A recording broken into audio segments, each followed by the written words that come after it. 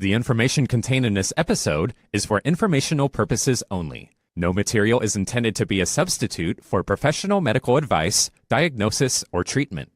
We need a revolution. There's only one solution. I need somebody to show me the love. We need a revolution.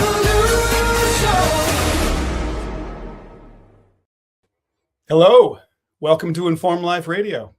I'm your host, Bob Runnels, and today we're carrying on the health revolution by bringing you none other than John Stockton, NBA Hall of Fame point guard who hails from the Spokane area and now hosts a weekly show online, The Ultimate Assist, with amazing guests. Wow, they're great. He'll tell us all about his work and his other thoughts on health freedom. But John, stand by. I got to read some stuff. So first, I need to tell you that Inform Life Radio is brought to you by members of our nonprofit Informed Choice Washington. As a volunteer director, I can assure you that we can use more funds to keep this show in the air and our communications up and running so we can advocate for better health solutions, fight against bad public health policies that emanate from Olympia. So thanks again to our past donors and to our members who join us at Olympia to keep those legislators and the Board of Health in check. If you can help us further, please donate at informedchoicewa.org. That's informedchoicewa.org. Thank you.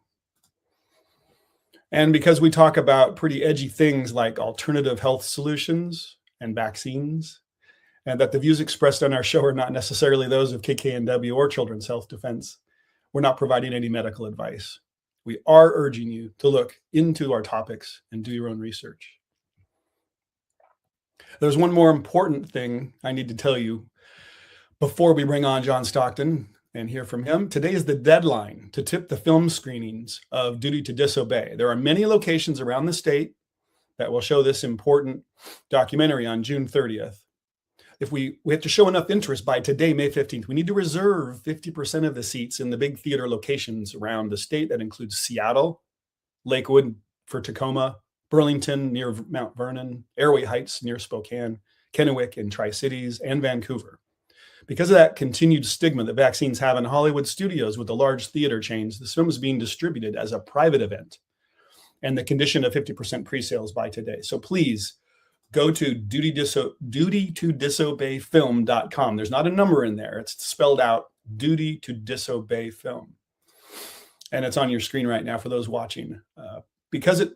This film is important because it puts on display the conflict between military members who are supposed to follow orders, but also having to defend the Constitution. There is a conflict there. And so this documentary is going to show you the alarming things that happened with the COVID shot mandates in the military. We don't want this to happen again. So you might have heard that fantastic related news from just a few weeks ago where 70 years of a flu shot mandate in the military was stopped. The Secretary of War removed that requirement along with dropping the COVID shot mandate. So that's good news and movement on that front of mandates. So now I'm proud. We can go back to the big screen. I'm proud to announce John Stockton is joining us now. He's been in Spokane and he's been a speaker at many of our events in the past that we've run in Wenatchee and Spokane. So I'll list those in here a bit.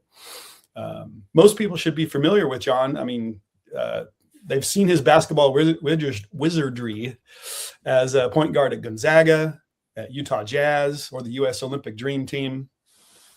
His alma mater in Spokane chose to use masking as a divisive issue and discriminate against those useless pieces of hygiene theater.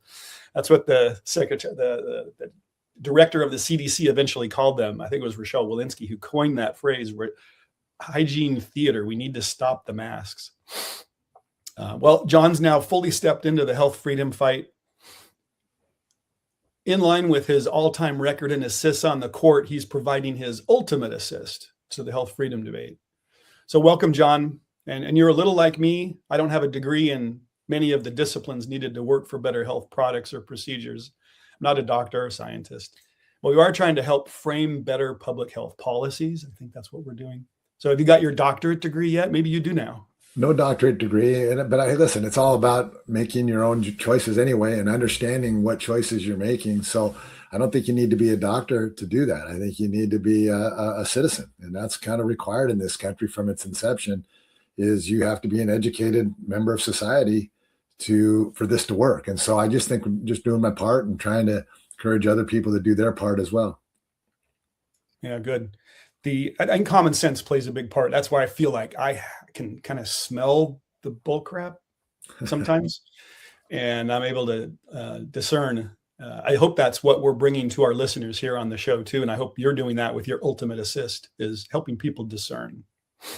Yeah, we're trying. I mean, my dad, I thought, was the smartest man on the planet. He was ran his own tavern, Jack and Dan's Tavern, for 48 years, and I always thought that was amazing that you could be in that role and be so incredibly intelligent, because he had tremendous common sense, and he was willing to talk with people. We call it both sides of the aisle now, but he's willing to talk to people about anything and make his own decisions. So I do think there's wisdom there. Yeah, thanks. Well, this is your first time on Informed Life Radio. You should probably tell your story the way it came about, maybe a shorter version. I don't know, but I mean, how did you get poked, or how did you get activated? Well, I got poked at Gonzaga at my beloved Zags. I've been watching those guys and been part of that for most of my life. I mean, I used to sneak into the games. I sold programs to get into the games when I was a young boy. And so it's been part of my life, my family's life forever. And comes COVID, and I'm told, because I won't wear a mask, that my tickets will be rescinded. And there was more to it than that. I mean, you were required at that time to test or to be COVID inoculated to get in the game. So you either had to show proof of that, or that you had just been recently tested, and then wear a mask. And I'm looking across at the students going, they're forcing these kids to get shots to go to school. That's unacceptable. And it's unacceptable for me to sit on the other side of the thing, kind of dead center, and act like everything's okay with that. And it isn't. And so, I mean, I knew I had 35 years leading into vaccines. And so COVID, nothing they did at COVID surprised me. It's been part of their playbook for my whole life. It took me a long time to realize it, but it has been. So when it came, I wasn't surprised. And I sat there and go, I'm not doing this. I'm not going to be your target where people can all look and say, look,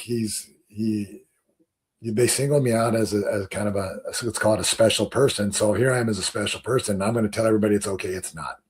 So anyway, that's it. My tickets of however many years, I still have a card that says lifetime admission to games that they gave me when I graduated. So all that's for naught, and it's for a good cause. I mean, this is as bad a thing that's happened, in my opinion, in this country, certainly in my lifetime.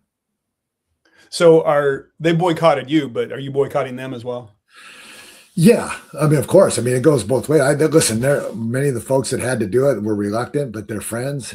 We had a lot of great conversations behind things, and so we have to do it. It's the old, we had to take shots. We had to be tested. We all have choices at every stage of our lives to where, I mean, there's a cost. There's certainly a cost to me saying I'm not coming to that game if I have to wear a mask, but there's a cost to every decision we make. But what's the cost of not speaking up? What's the cost of self-censoring? I think it's a big cost, and we no longer can afford it after what our government and what our state institutions and what our universities, our hospitals, what they have forced upon us is just not acceptable in America. I'm sorry. And it wasn't in our Constitution. Wasn't then, it isn't now. Yeah, I think most of the members and our listeners, they all could smell a rat when the mask thing happened. Of course, they flip-flopped early on. And so we know that those masks don't work as advertised. It's hygiene theater. I think most of our listeners. It's silly. I mean, it's like putting chain link fence to stop a mosquito. It just, first of all, I mean, just that level of common sense. There's so much to it that you're putting a diaper over your face. I mean, we're supposed to be exhaling and getting this stuff out of our bodies, and we're inviting it right there and keeping it locked on our face. I mean, the logic was gone early on. Yeah. I found it interesting. I mean, certainly you continued on to basically take a health freedom stance after that.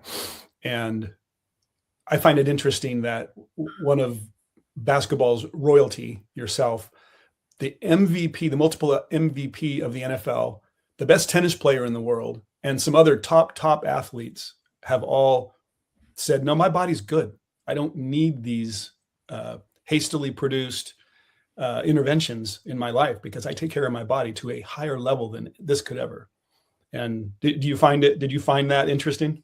I did. Well, and I've such respect for those guys. I mean, some of those guys are current players. I mean, the risks that they take reputationally, financially, I mean, they're in the middle of it. And I pray that I would have been one of those guys if I was playing at those times. But you start looking about what a limited window that is for an athlete to do, first of all, what you love. I mean, that's where it was for me. And just to be able to play basketball at the high level, I love this. I'm not sacrificing this for anything. Would you be willing to step out? And those guys did. I great respect, incredible respect for them. Yeah. They had to walk a tightrope or a high wire, if you will.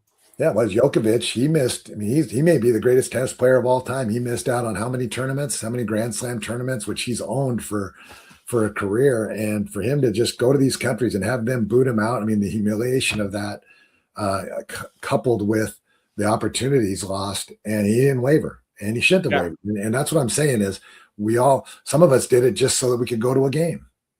And that's not okay. I mean, that's a pretty small thing. It's a pretty small thing for me to give up tickets, even though it's my beloved Zags, pretty small thing to give up for me, but they were giving up a lot more. And that's impressive. Mm-hmm. We appreciate your stand. And now you went in to create your first radio show, or your first podcast, if you will. And then you renamed it as The Ultimate Assist. Essentially, right? It was the same show, but you just renamed it and relaunched it. Largely. Voices for Medical Freedom was what it was. And I like to say that one, and I like people to go back and look. I speak for myself. I'm not a good host. I'm not good at this stuff. However, the guests we had, one after the other, were incredible. And to hear the wisdom and get to share in their experiences and get to know these people who are brilliant, willing to speak, have had experiences beyond anything that I've ever experienced, and get to share with them. That was a huge highlight for me. We decided at some point that, well, if we're going to reach more people, have more people hear these messages, we have to up our game a little bit. So we took on a producer, Elliot Foster, from the Steve Hayes Studios, and Janet Bueller. And they've tried to produce it more. They voted on The Ultimate Assist, by the way. That was the one dissenting vote. But they like really? that. I love it now. I'm just, as I was kind of getting ready for this interview, it makes perfect sense. I love it. What were you voting? It worked out fine, and everybody else likes it. Again, it's a little bit, I don't know, braggy or something, but it is what it is, and we're moving on. It's okay. Nobody's going to touch your record, John. So that's brilliant. Maybe they'll make your sequel could be about stealing then too, because you hold that record as well. Well, yeah. That's anyway, it was a great time in life. And if we can use it and it helps people hear the messages, again, the assist is we're trying to get everybody to hear these brilliant people that we're talking to. It's such a highlight for me every day that we have a chance to talk to them that I want to share it. We want to share it. Ken Reuttgers, by the way, my co-host in this, former Green Bay Packer great, and he's just a brilliant guy. He still teaches class. He has PhDs. His questions always half stump our guests because it comes from a non-jock level. Here I am asking these sporty questions, and he starts busting out, research, and it always stumps him for a moment. So he gets into the literature a bit, I guess. Yeah, he's first of all, nice. Biggest, kind, hardest guy you've ever seen, and he steps up for people behind the scenes all the time. But he's also awfully bright. Okay, nice. And just sticking with this kind of theme, though, I think you might have had another NFL player who's a Washingtonian on your show, Clint Didier. Yeah, Clint Didier. You know him very well. He's been at a couple of events that we've spoken at, and he's an ex-athlete, very smart, also kind of a cowboy. He comes in his cowboy boots and hat, and you're getting a real man there. And it's just fun in today's world where you can step up confidently in that role and say, it is good to be a man. It's good to have opinions that are well thought out, well spoken, and you defend them because they're founded, and they're founded with a lot of depth with Clint. Yeah. And Clint, I believe, still Franklin County Commissioner. And he's not been afraid to do anything. He's a man that's not afraid, and again, great respect for him, and he's a great personality too. He's a good, friendly guy.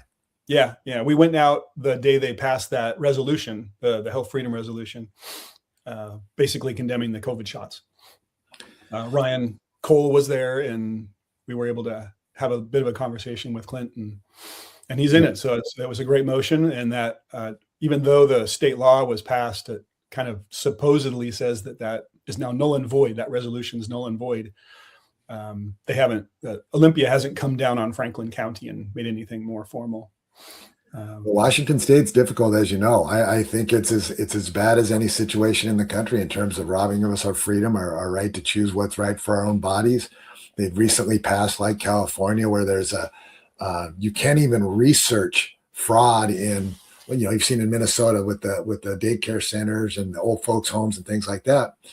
You're not even allowed to research and report any fraud you find. And now they're eliminating in their states the ability to what do they call it, investigatively report. To me, that's not America. Again, there's something Washington has to change. It just flat has to change. Yeah. It's unacceptable. That shouldn't stand on two of the First Amendment rights, freedom of press and freedom of speech. Yeah. Yeah. And they're still persecuting doctors who spoke out, simply spoke out where they weren't complained by their medical practice. There was no complaints by patients. One of them was even retired that I know, and they were removed of their licenses because they spoke what they saw. It doesn't even matter. They ended up being completely truthful, by the way, and right on all counts. However, when they spoke it, nobody knew. And so they just took their license away, and that's still ongoing. That was 4 or 5 years now. It's our state needs a complete revamping, and you need guys like Clint Didier to step in there and and they're just asking for reasonable things at this point, and it's completely backed by all the documentation you could ever want. Yep. And just there's this freight train going down the road that's heavily funded and backed, and how many people's jobs are actually reliant upon these programs at the Department of Health level, regional levels, local levels. It's just amazing. So it's a tough thing to kind of shift. I personally don't want to eliminate any of the work that they're doing, but we could redirect it and put better public policy behind it, that we'll be in a better place. I think that's what Informed Choice Washington's here for, just to improve these policies. And glad you are. I mean, most of us don't understand. I mean, even when the voting thing comes out, and I think voting fraud is one of our biggest problems. We have mail-in voting in Washington, and heck, we have kids that travel, and we get 3 ballots here sometimes for one person, and you kind of go, wait, that doesn't make any sense. And of course, we destroy them.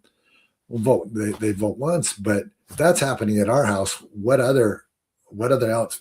Mail-in voting doesn't work. It's just designed to cheat. And I think Washington's probably led the way. Yeah, that's step one. Sometimes I wonder if I'm working on the right thing at this, the health freedom part of that sphere. But that's number one.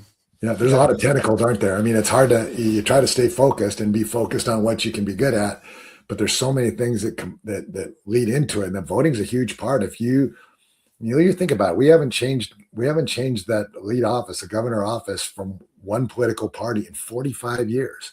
So every clerk, every judge that's appointed, every step down the line has been all one thought.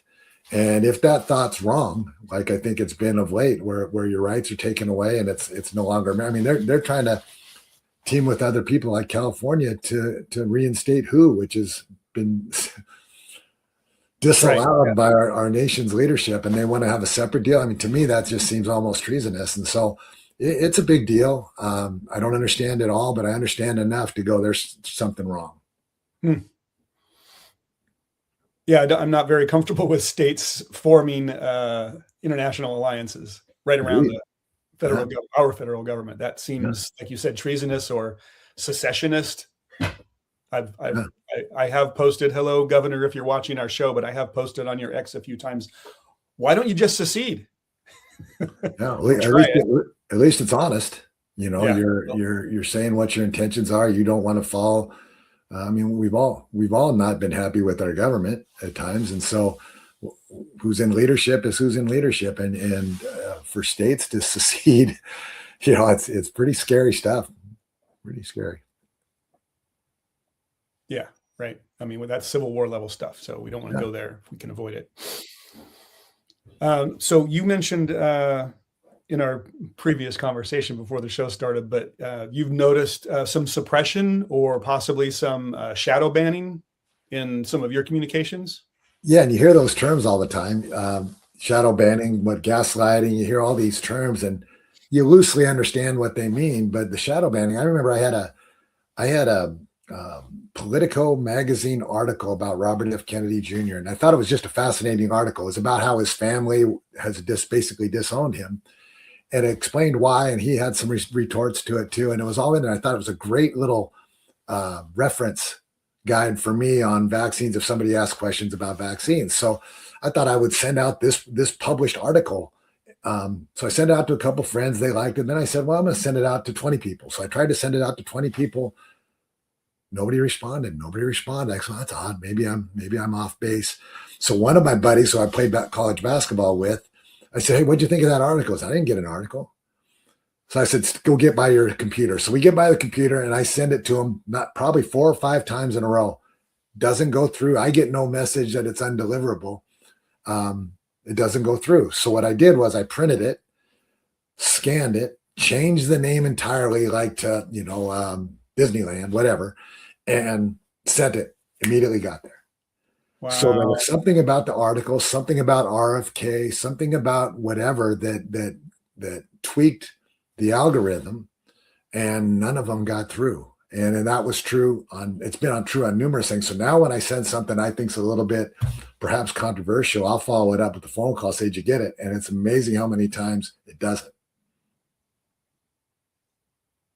Wow, that's amazing. Do you want to tell us? And again, I'm not a big activist or anything. I'm late on more so, but this was before I'd ever even made one public comment before the Gonzaga mask thing. Why would they shadow ban an average citizen sending a published article to somebody else? It's different. Something going on.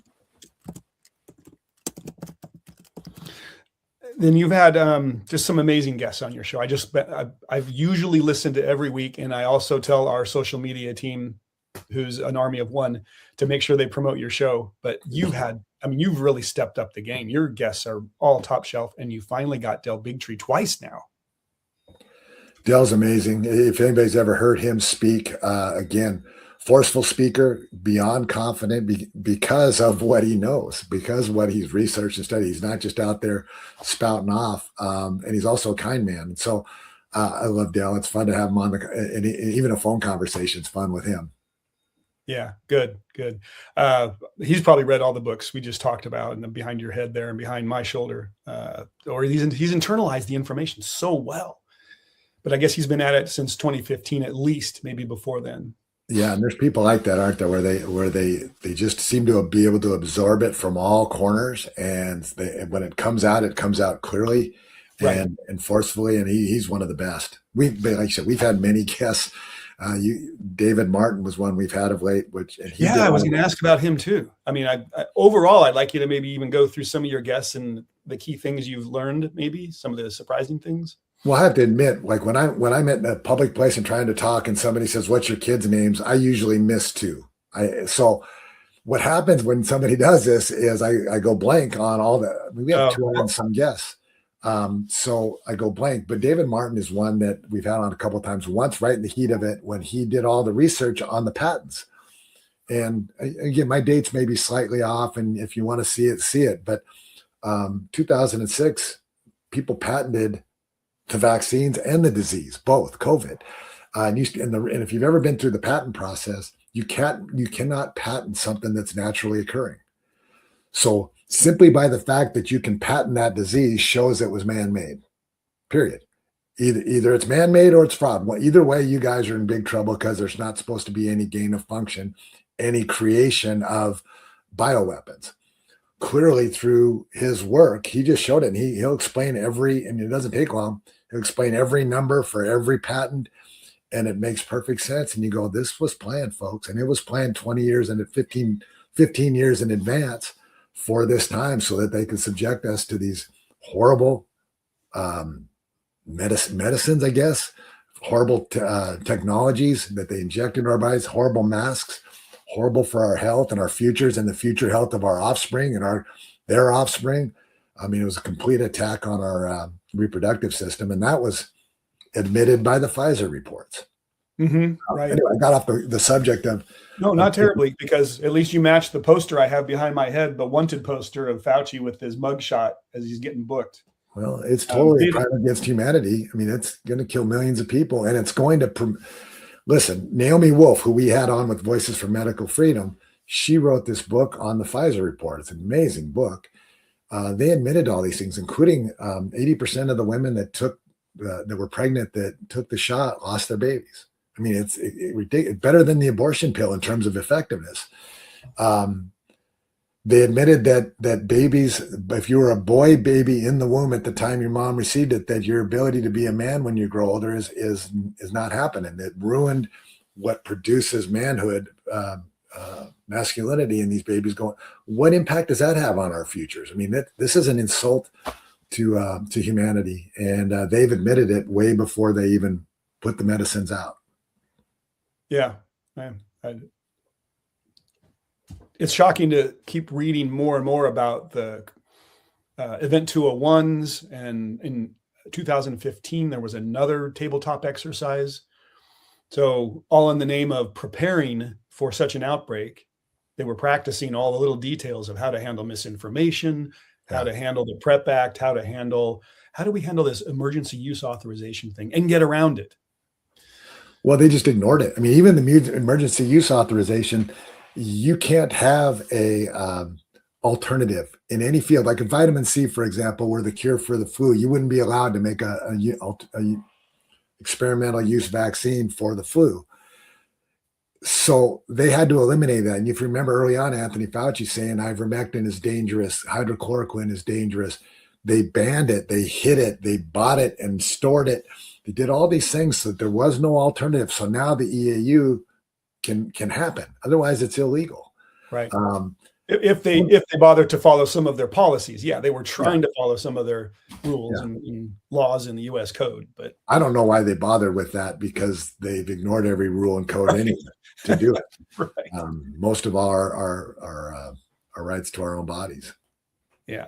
Well, at the end of the day, that's where we'll be. I'm pretty sure. I look at the court case you're in about doctors' free speech, and it's still facing adversity at the Supreme Court level.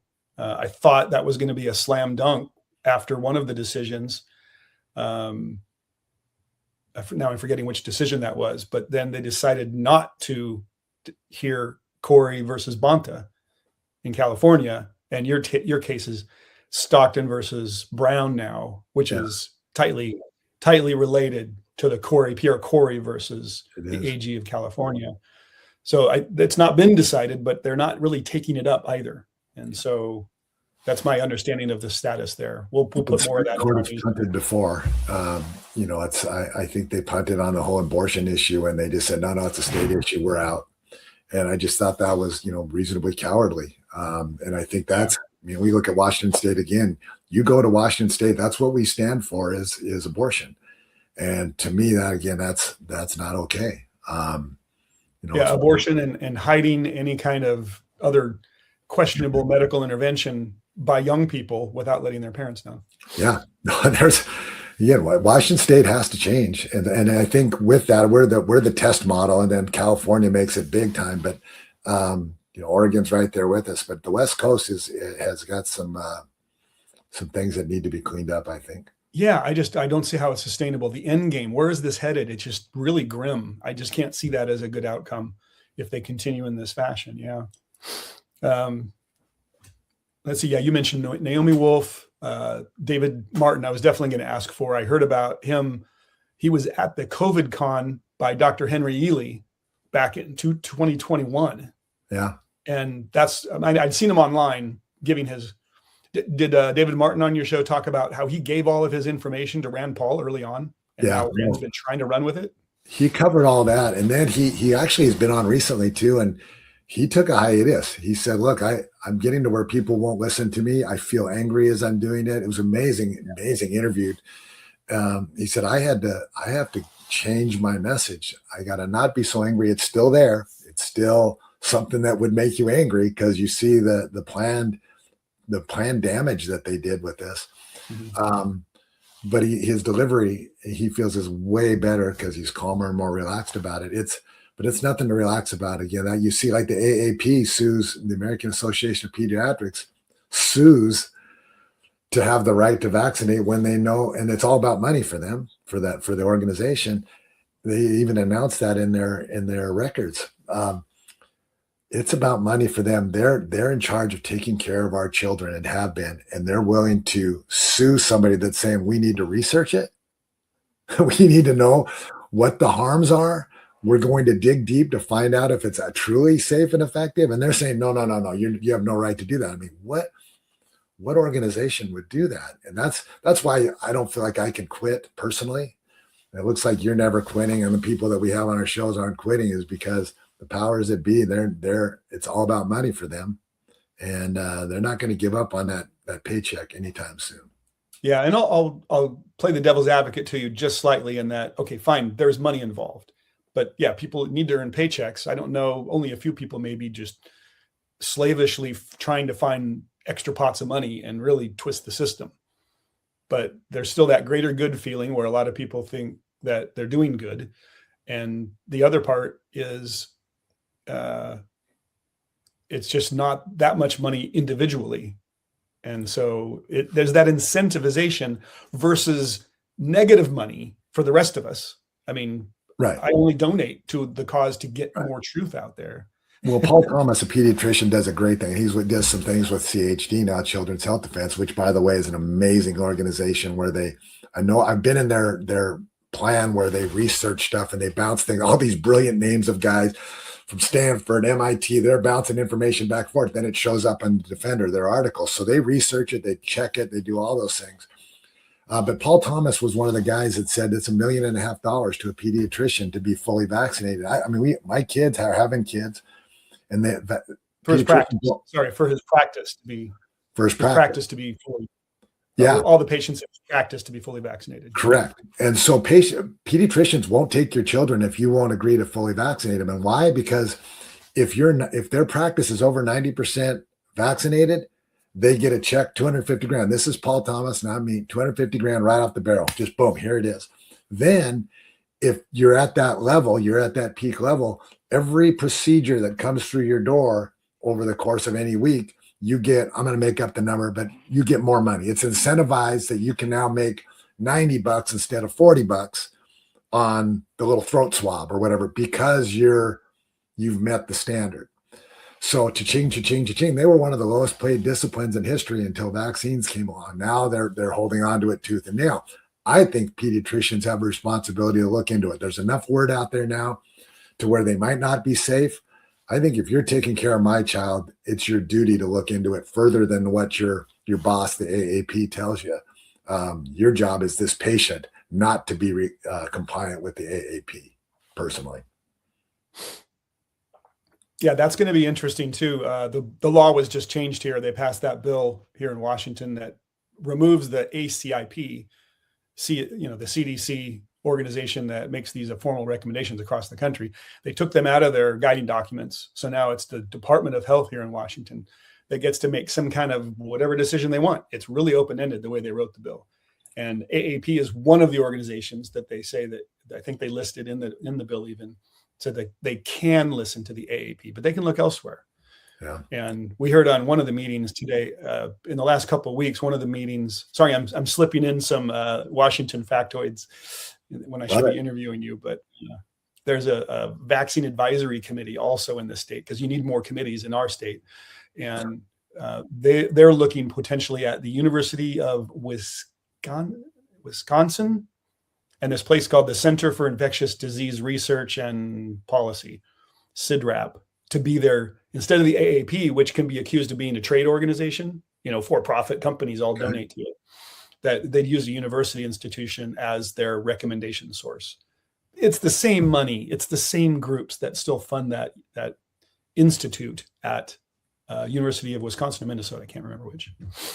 Might be Minnesota. There's fraud in Minnesota, so maybe that's a good place for it. Yeah. Well, we've been sitting here kind of ripping on medicine and the organizations, the state, but ultimately it does come down to us, Bob. if all of us locked arms when they said the airports are shutting down and said, fine, we're going to stand out in front of the airport, we're locking arms and nobody's going if we have to be masked and vaccinated, they're not doing it. If outside of our little Gonzaga game, if everybody stood out there and said, I'm not wearing masks, then money's talking. If everybody, because they don't have the right to do this, but it's hard to say, oh gosh, they're not going to like me. But I think everybody has a little bit of a duty. So if we're mad at our government, take a look in the mirror and just say, hey, what can I do? I think you'll find plenty of opportunity as individuals to say, I'm not complying with that. We had Vera Sharab, by the way. She was in our Voices for Medical Freedom portion of our podcast. She was a former Holocaust survivor. So she was imprisoned in the concentration camps. And that was her final answer. I said, what do you really want to get across to people? She said, resist. Absolutely resist everywhere. So, and of course she was referring to where people are trying to take your freedoms, not otherwise, but what a great guest, a great lady she is. Yeah. Amazing. Fantastic. So at this point, without giving away maybe any strategic details, but where do you see the health freedom debate, fight, argument going? Do you see any safe spaces for people to be where we'll all have a better future where we're not so angry at each other, perhaps, or where we can actually get along with our doctors again? I think that's coming a little bit, at least in my experience. People that were absolutely vehemently angry with me for speaking out have kind of come around, and at least conversations starting to happen again. So I'm hopeful that that's what will happen now. On a big level, and there's no strategy here. I'm not calling any strategy shots. There's a lot of concern. Is Donald Trump seemed to be on board with everything. Now, is there a little bit of waffling going on? I don't know. Robert seems to have his hands full and fighting even more arrows than he was fighting before, but also making progress at times. And when that much money and power, and these guys spend 2/3 of their money on what do you call it, lobbying, more than they spend on research to get these medicines approved, you're up against a big, they're the big boat on the sea. So I don't know. I'm hopeful that we can keep Robert doing what he's doing. It'd be nice if Congress and the presidency agree with him and let him do his job, but we'll see how it goes. Yeah. Yeah, we remember he was Operation Warp Speed. That was his label, or one of his friends' labels, that created it, and he took it and ran. And so he probably did maybe compromise himself a bit by working too hard to appear like he's doing something. And now he doesn't like to backtrack. He doesn't like to, take anything back. Yeah, it's hard. I know he's also been, we're talking about President Trump, been a proponent of knowing something about, we need to test these vaccines for real, not the pharmaceuticals tests, but real tests. And that's what Robert Kennedy Jr. is doing. He's trying to get the real indisputable tests so that the next president doesn't just step in and executive order it out. You have to have the data behind it. And you can see when you fight that up is up and down is down at every turn, it's hard to get your mission across. Yeah. I'll mention one kind of strategy. It's not anybody else's that I know of that's put this together in words, but maybe you've heard this kind of thing being true in a couple places. But the one thing that's always been curious to me is, vaccinate, you have a cold, vaccinate. You have something, you have vaccinate. Vaccine has been the one solution that they sell you for any infectious disease, and even stuff that's not infectious, like tetanus. What about alternatives? That's another pillar of our show, is to look for alternative health solutions. And I think that's already started to some extent. I haven't looked at the whole HHS budget that Robert's been working on, but have you heard anything more about, okay, what are alternative ways to either resist or survive measles? What are the alternative ways to deal with polio instead of just one solution? And I don't know why. So that testing you talked about, maybe independent, something more independent. If the government can't afford it with their bazillions of dollars, because it might be, and we don't want to trust the actual maker of a product to run their own tests and give us all the info, as Pfizer put on clear demonstration. that's a co-opted interest, or conflict of interest. So anyway, that's my hope to get to Bobby Kennedy, is start planning on vitamin A studies if he hasn't already done it. Well, vitamin A studies, you can't patent. You can't patent vitamin A, and That's a perfect job for the government. Yeah, I The know. government should There's be no filling money that in it. gap. And so the reason why, I mean, I know a lot of that's one of the things we do on our show a ton is I'll bet at least a third of our guests are alternative medical stuff. Again, every one of them, I'm writing notes diligently and I contact them afterwards and I'm saying, okay, what is this? What is this? What is this? One after the other, these are successful alternatives to medicine. We know about medicine is it's going to hurt your immune system. Any medicine you take, even if it works for the design purpose, if you have pneumonia and you take an antibiotic and you don't have pneumonia anymore, obviously that's a win. However, it has depleted your immune system by putting those chemicals into your body. The natural side doesn't. It doesn't harm you like that. And so we should all be seeking those things out. Now you talked about measles and polio. You've just opened Pandora. The COVID shots are causing all kinds of a slew of things. So that has been the ultimate immune system disruptor, our reproductive system disruptor, heart disruptor, nervous system disruptor, ever given to people in mass anything in the history of medicine, right? I don't mean to be dramatic, but it's true. So now all of a sudden we have measles outbreak. Well, yeah, it's because we're all more susceptible. There's going to be more of everything. And now that fits into medicine. Well, we got a solution for that. It's the vaccine. No, you don't. You don't have a solution for that. The polio shot was given, the guy that invented it, Jonas Salk, he even admitted to this. It was polio had come and gone, the graph like this, and it had gone to the bottom of the graph. It had ceased to exist. That's when the vaccine was introduced. It also follows the same path as the use of DDT in this country, which was a horrible pesticide that almost wiped out the American bald eagle, amongst other things. But we know it damages reproductive system. So anyway, it ends, same graph as polio ends, and they introduced the polio vaccine. The only polio in the last 40 years in this country has been from people that are recently vaccinated or people that were near people that had been recently vaccinated with the polio shot. It's not even required in most colleges now. And yet everybody runs to it and say, well, you don't want to get polio. No, you stay away from DDT. You'll probably be fine. Stay away from medicines, chemicals, other pesticides. You'll be fine. The vaccine isn't preventing it. The measles, same thing. COVID will make that amongst everything else worse. If you get measles, you can't get measles shot by itself. It comes measles, mumps, and rubella. Only partially effective, if at all. Again, that's using their standards. And we could get into that. I mean, that's a whole nother tangent. But vaccines aren't the answer, folks. And I would avoid them at all costs. They are harmful to you now. They're harmful to you in your future. And they're not founded. And there's never been a single test. I mentioned it's measles, mumps, and rubella, all combined one vaccine. There's never been one test ever that has had multiple vaccine combined in one and what that impact is on your health. Do you want to take that roulette, that Russian roulette shot? See, I don't want to get measles, so I'm going to take that one, but I'm going to also completely untested take two other vaccines along with it. In the combination, right? Yeah. It has aluminum in it, which we know causes neurological problems. Most of them still have thimerosal, which is mercury, which anytime those two are combined with rats, the rat dies. A lot of these shots still have those in them. So, do your research. Don't trust me. I mean, I hope you trust me a little bit and go at least look into it. But look at all the books behind our heads. You can read all the books. There's lots of books now. Great books. When I first started, when I had my first kid, my only kid, we had to have a family discussion about what we're going to do. And there were maybe 5 books out there that I could bring to my wife and say, this is what we need to talk about.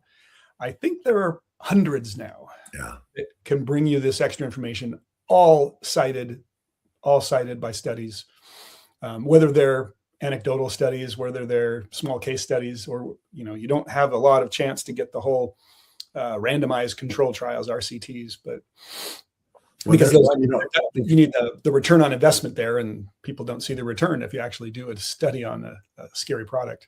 no, it's worth it because it's not impacting just you and your health. It's impacting. I mean, they say don't do it. Do it because of grandma. Well, think about your children, your grandchildren. The fact that they've already shown there's reproductive issues with many of these things. Mm-hmm. Don't just pass this on to the next generation, folks. And there's an article I have up there somewhere. It's Brian Hooker's book, Vaxxed versus Unvaxxed. It's a tremendous book, and he talks about the health difference, start to finish. You live longer, you live healthier, you live with less acute illnesses or chronic illnesses if you're unvaccinated. And here's a great stat I loved. I heard that people that are unvaccinated have zero sudden infant death syndrome. Zero.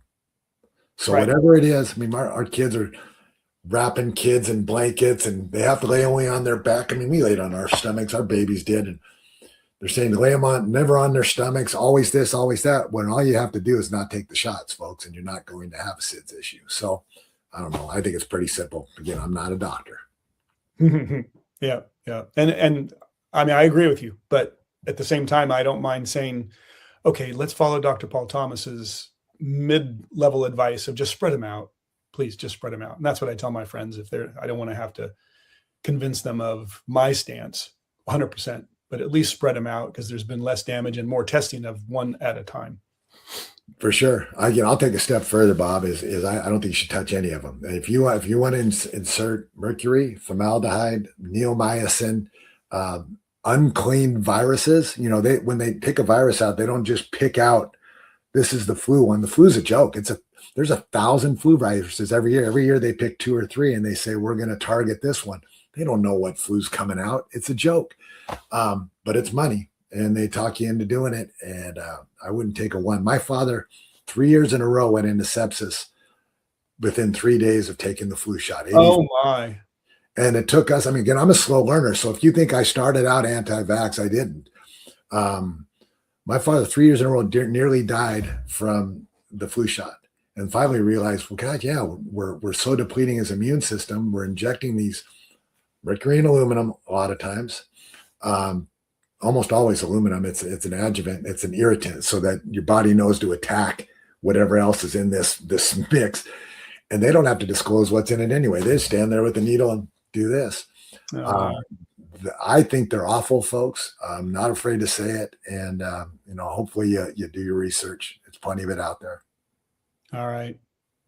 Thanks, John. We're getting down to like the last handful of minutes here. I just wanted to thank you again for, I'm going to bring up our website and show all of our events that we've had in the past. This is your website, but I was going to show our Informed Choice Washington website if I can. Perfect. Thank you. Yeah, thank you.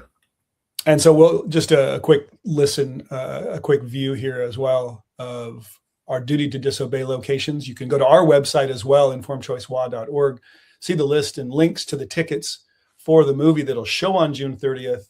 And we need to buy those tickets by today, at least, get 50% of each of the theaters covered. And so I am looking for that page. There it is. It changes the link. So here I'm going to make it bigger. And once again, Seattle, Tacoma, Burlington, Vancouver, Tri-Cities, Federal Way, Spokane. Go to the website. You can see the trailer. It's going to be divisive. It's going to be an important movie to further that debate on your bodily autonomy. And John, just thank you again for all the events. You've spoken at 3 of our events, I think. We had Pandemic Response Harms in Wenatchee twice. And as well, you spoke at COVID Betrayal in Spokane. That was, I think, that might have been your coming out. Oh no, Pandemic Harms in Wenatchee was kind of your public speaking coming out, if I'm wrong. Probably so. Yeah. So really, it was fun. It was fun being around great people there and got to meet all you and you guys doing amazing stuff. So it was a great experience. I'm glad we did it. Yeah. Well, we try. Again, it's just the truth is not out there. And so that's what inspires me. It's an offense against truth. And that's what gets me going. So I would like to turn the page a bit and maybe make this a little bit lighter as we wrap up. All right. We got to let people hear some basketball stuff from you, if you don't mind. So two of our listeners, members, they had questions for you when I told Oh, them. let's go. My favorite topic. Well, I hope so still. And what happened to the high pick and roll, or who does the high pick and roll well anymore? Well, nobody. I shouldn't say that. The pick and roll is involved. It's more of a kind of a continuous thing, and it's supposedly happening at every turn. There's a screener technically, and there's a roller technically, and all these things. But it's really not set up like it was back in the day. I think it detracts from the game a little bit. I mean, the game's changed for sure. I'm not sure I enjoy it as much. There's one size fits all, and everybody's kind of doing the same thing. And so I think somebody would take our old offense and execute it, the old Jerry Sloan, Frank Layden offense, and be very successful because it forces people to have to guard you over screens, and then people are in a good position to score. And I don't know if I answered that very well. But Yeah, no, that's fine. That's from one of our members. He's one of our co-hosts as well, and he was a basketball nut for a long time. hey, listen, a pick and roll, there's a million ways to attack it, just like there's a million ways to guard it. And part of the chess match is figuring out what they're trying to do and then beating that. Now, once they know what you know, and then you have to beat what they know, it's that chess match back and forth. And I used to love that. Now it's just more continuous. So there's really not much setting up of screens, using the screens, drawing a big man away, or going anyway. There's a lot to it, and we don't have enough time. Yeah. Well, we have a little bit of time. We have 3 minutes left. All right. You said you had another question. Yeah. Well, we'll do that. I think that comes from the fact, the question probably stems from the fact that you and Carl were able to just operate it pretty darn smoothly and be really successful with that in more of the classic way, where the pick and roll worked. Well, you may have said the key element too there. It's with Karl Malone. And when you have a guy that is that good, that physical, that willing to come and set a screen and move and catch the ball off his shoelaces and dunk it on somebody, even if he's getting double and triple teamed, when you get to play with a guy like that, that job gets a lot easier. That's probably why it was fun for 17 or 18 years we played together. Yeah, that's great. I mean, you went to playoffs every year of your career. Brilliant. Yeah. And the dream team, I just looked at the dream team roster. It's like, holy cow, that was a dream team. All right. It was. So it was a dream come true. The practices were so fun, Bob. They had, coach rolled the ball out, and the guys, the IQ, the group IQ, basketball IQ was off the charts. And so somebody would make a cut, the ball would already be into his hands before he finished the cut. There could be another cut from the backside. He'd already see him and throw a little nifty pass there. And defensively, the awareness of everybody on the floor, and I don't know, it was basketball heaven. And I've said that often, and I'll stick with it. Okay, good. And then another kind of part-time listener, but a good friend of mine, has a very, very important question. And I'm kind of speaking with satire in my voice, sarcasm. Why is Leon Wood the best college guard ever? Well, I know Leon pretty well. Leon and I, we tried out for the Olympic team in 1984 together. We traveled together. When I eventually got cut, he made that team. But we traveled out. I missed my graduation. We traveled out with only 2 West Coast guys. We traveled out and actually missed the first practice of the second round. And then coach cut the following morning, so it was kind of abrupt. But he ended up making that team. He was a terrific player. I never played against him in college, never saw him play in college, but he was on all the magazines, suggesting who's who in basketball out on the West Coast. And the scout he was boards. always number one.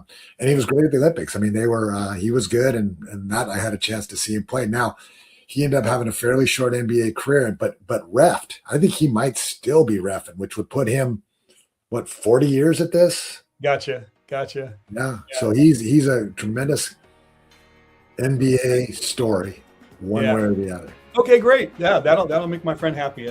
One of our audience members. So John Stockton, theultimateassist.com. We can find you there. You're on social media. I listen to you on podcasts, and you're also on Rumble, that library is available for folks to go look at all your amazing interviews. Thank you, John. Keep up the good work, and love you and Ken. And again, thank you. You've been listening to Inform Life Radio on KKNW, 1150 a.m. in the Puget Sound area. Thank you. Thanks, Bob.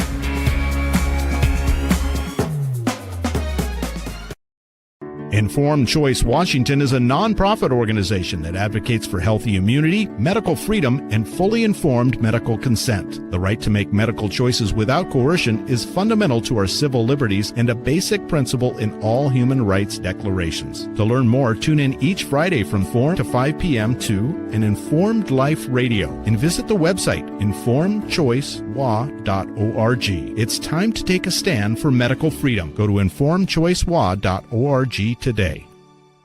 Did you know that solutions containing iodine can inactivate viruses in the nose and throat in 15 seconds? And hydrogen peroxide can do it in under 30 seconds. Decades of studies, including many conducted during COVID, have shown that properly prepared and used nasal spray and gargling solutions can reduce your risk of infection, reduce viral load, reduce symptoms, and reduce transmission of viruses. To learn more, go to healthyimmunitynow.org and check out the EFU Challenge. Why spread fear and infection when nature provides solutions? Go to healthyimmunitynow.org today. The information contained in this episode is for informational purposes only. No material is intended to be a substitute for professional medical advice, diagnosis, or treatment.